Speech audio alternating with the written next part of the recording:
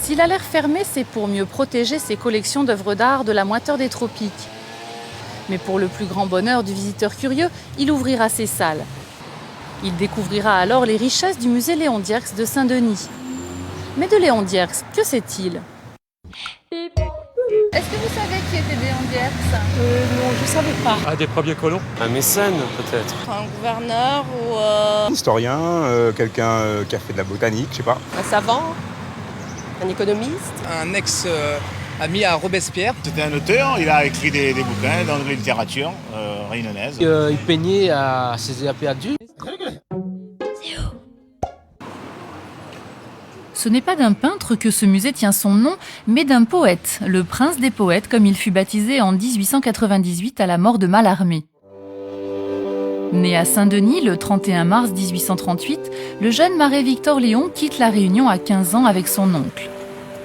Il part le cœur gros d'avoir été conduit par sa cousine, Marie-Héloïse, dont il est amoureux fou. À Paris, il abandonne très vite ses études d'ingénieur pour ne se consacrer qu'à la poésie. Il publie son premier recueil, Aspiration, à 20 ans.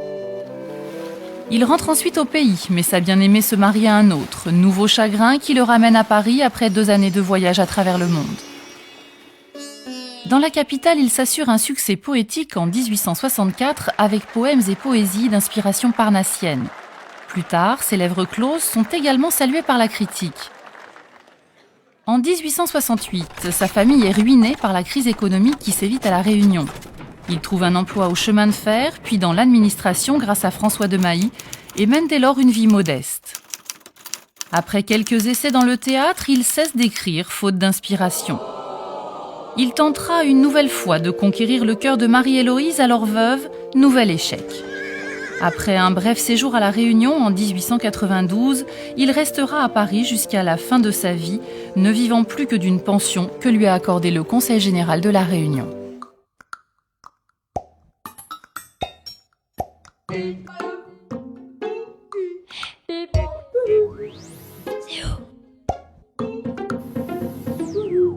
Rigole.